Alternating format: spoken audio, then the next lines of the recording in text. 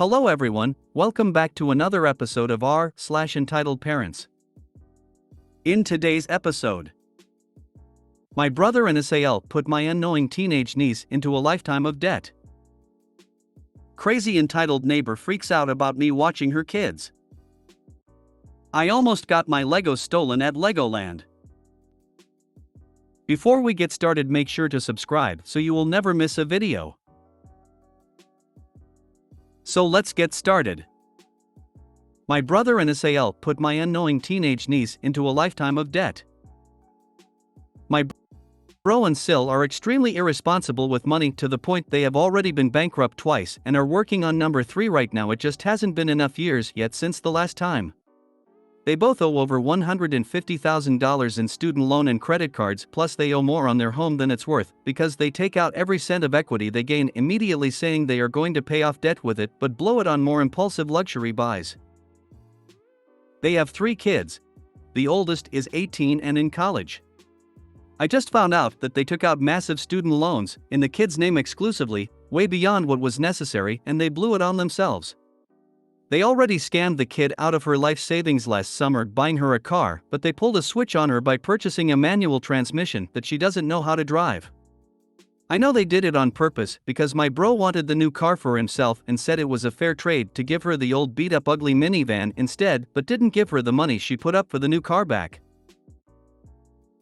The in-laws set up a college fund for her as a small child, and every holiday, instead of gifts, money was put in. When it came time to use the money, she discovered it was all gone. They spent it all behind her back, and she had no idea until she needed it and found out. I just found out that they got her deep into student loan debt way beyond what she needed, and she hasn't even started her second year yet. They thought Biden was going to forgive $20,000, so they went and blew through it thinking it's free money. This poor kid has no idea the magnitude of what they have done to her long term. They screwed up their own lives and finances beyond repair and just couldn't resist taking advantage of their own kid by putting her deep in the hole where she will never be able to pay it off or will be trying for the rest of her life. The career path she is pursuing is not a high-earning job, so she is already going to struggle with supporting herself on her own after college. I don't think she knows how much debt is being racked up in her name, and if she decides to quit school or choose another path, she will be stuck with a huge payment regardless. Tuition is super cheap as she stayed in state, so they could have easily paid out of pocket and avoided putting her into the same situation they are in. I am disgusted at the level of entitlement. They have to literally rob their own kid out of every cent she had, which wasn't much to begin with, then proceeded to sentence her to massive debt for life on top of it so they can keep spending frivolously on everything from eating out every meal, new tech gadgets, trips, 2 new cars for themselves, clothes and home decor, etc. They owe my parents tens of thousands for all the bailouts to save their house from foreclosure several times. It would take all day to go over all the rotten, greedy, entitled things they do, but screwing over your own kid is next level, and they have 2 more kids to take advantage of coming up besides. Many colleges have attorney services to advise their students. Niece needs to go to the college attorney or legal aid. It sounds like the money issues continue to escalate. I second this. Her parents will continue their fraud until someone stops them. She needs to freeze her credit and report loan fraud. Oh, for sure. I have discussed this with my elderly parents who are owed tens of thousands of dollars and haven't seen a penny. They paid the down payment on my bro and SIL house, plus bailed them out paying their mortgage payments several times because they were getting foreclosed on. This already happened once with their old house. They bought a house way out of their means and only managed to keep it for 3 years, then lost it. They have a long history of doing shady stuff. The first thing everyone says when I tell them this stuff is that it's only a matter of time before they take out credit cards in their kids' names or who knows what. And the identity theft used to get into the college savings account. I hope that you have warned all 3 of their kids and let the one in college now know how screwed they will be. They need to get a leash on their parents and make sure to lock down their credit now before mommy and daddy take out loans in their names. If they do or already have taken out loans, it is time to charge them with fraud and have all 3 kids taken from them. Hopefully one of the other relatives might take them in. I would report them to Child Protective Services or the equivalent where you live.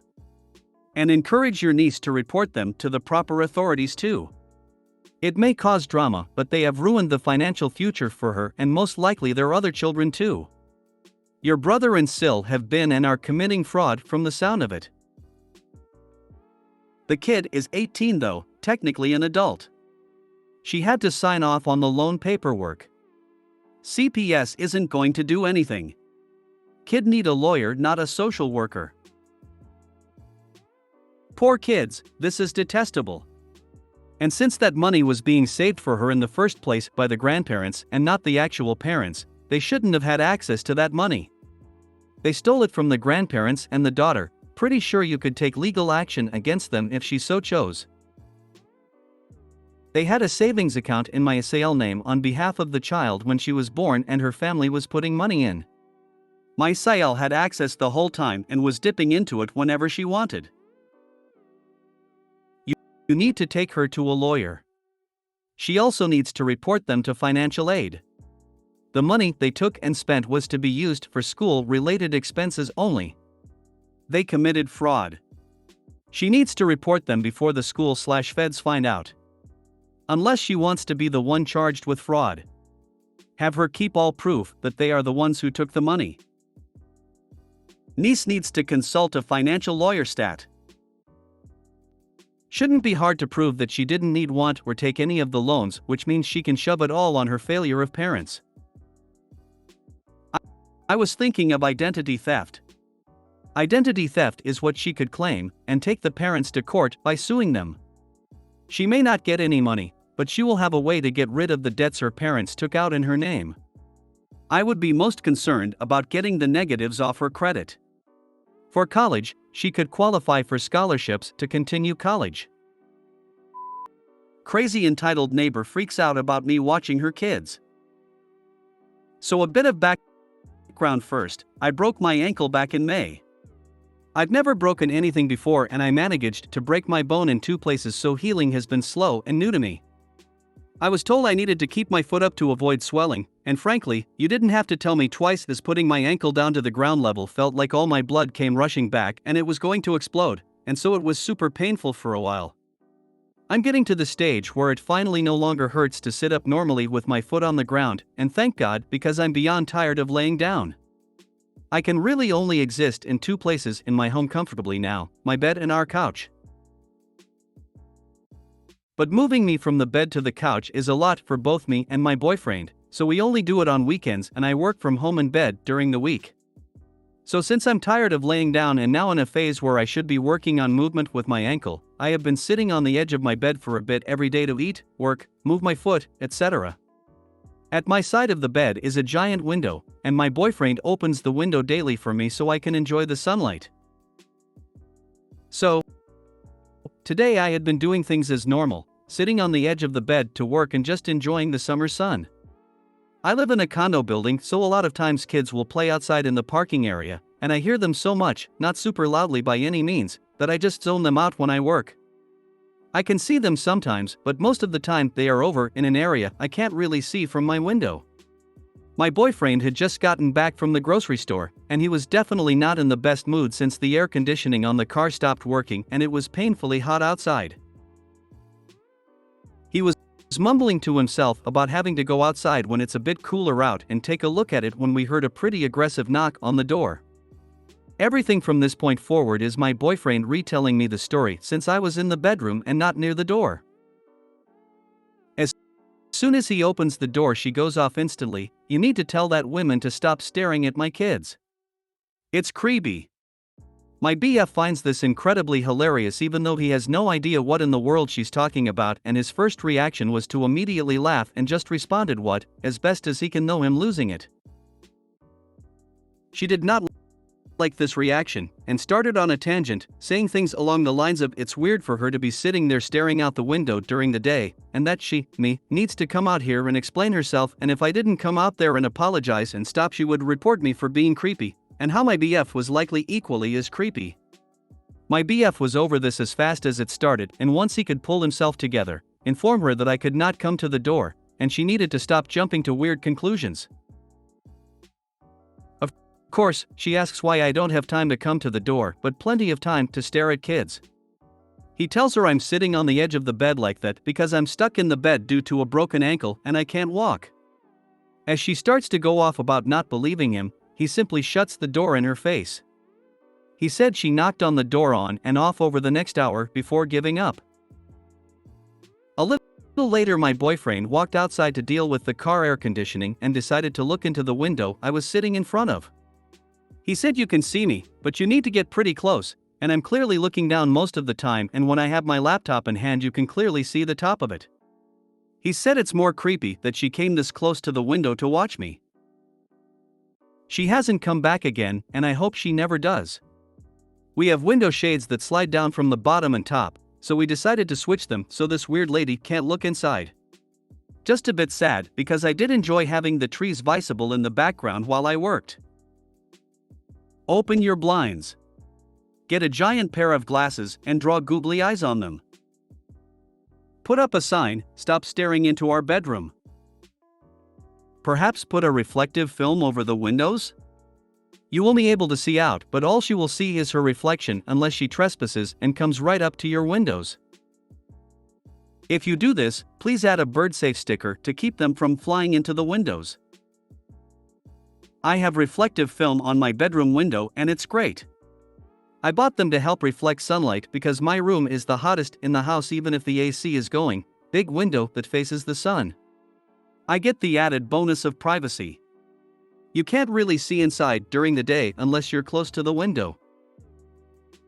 It is not illegal to look out your own window. Even if you had binoculars bird watching, you wouldn't be doing anything illegal. If it was me, I'd get a small desk and put directly in front of the window so she could see me better. But my advice is, if she says something again, tell her you will call the police and file harassment charges against her. Looking out your window is not illegal. But peeping into someone's window is. Might want to remind her of that if she is dumb enough to pull that again. Get a pair of super huge plastic binoculars, like those novelty ones, and sit there, looking through them. Do not close yourself off. Leave the blinds open, look at the trees and birds and sky and whatever else you want to. If she comes knocking again, just call the cops. Tell them what happened last time, and you want to get it on record that she's harassing you when you don't even know what her kids look like. Nothing will likely happen on this visit, except they'll probably talk to her and get a good idea of the crazy she's working with, but it would be on record that there's a problem and she's causing it. So, when she does something else, a call to the cops will prove to be worth your time. No one should have to hide in their home or change how they do things because of someone else. Report her to your landlord for being a peeping Tom and harassment if she continues. Pit mirror tint on the bedroom windows. Can see out, can't see in. Leave the blinds open. You're barely visible and you have a right to look out your window. I almost got my Legos stolen at Legoland. So today I posted on here for the first time today. If you want to read it, that you can go to my post history, and it made me remember some other stories, so here is one of them. Over I think fall break one year, my parents took my brother and I to Legoland. I was and still am a huge Lego fan. Anyway, at the time Ninjago was a huge deal and I got Jay and Garmadon minifigs and brought them to breakfast to play with. For more info, the breakfast was only for people staying in the hotel and they would use large 2x2 Lego bricks to mark which tables were taken. Now I sat down with my 2 minifigs and the restaurant was a buffet, so I got up shortly after my parents and left my minifigs at the table. I don't know why I did this. So I get my breakfast and come back to see people sitting at our table. My parents call me over and tell me they took our table, so I tell them I left my minifigs there and we ask them if they have them and they say that they didn't see them, even though I remembered I put them in front of me and they weren't there. I accused them of being thieves. I was 8 or 9 at the time, and the mother at the table said that if I wanted to keep my stuff I should have kept it with me, and they didn't even bother to look for them. A staff member, I think the manager, tried to keep the peace and asked which set they were in to try to get me new ones. Shout out to him. Anyways, we eventually sat back down and the staff member had a talk with the family when they magically found the characters under the table. Not only that, but they also weren't staying at the hotel, which was a big no-no, and got kicked out. It's high time that people learn to keep their hands to themselves. It's sickening to read what happened given that you were 8. Yeah, some people are frustrating. I have other stories that I think I will be telling in the next few days to get it all off my chest. Talk about a hard way to learn to not leave your stuff unattended. Good thing you got the Legos back. I'm really glad you got your Legos back, they don't deserve it. Thanks. I regret to inform you that Jay is missing, but I still have Garmadon. Sneaking into the breakfast is a slap on the arm. But stealing someone else's minifigs? Now, that's a big no-no. Jail time.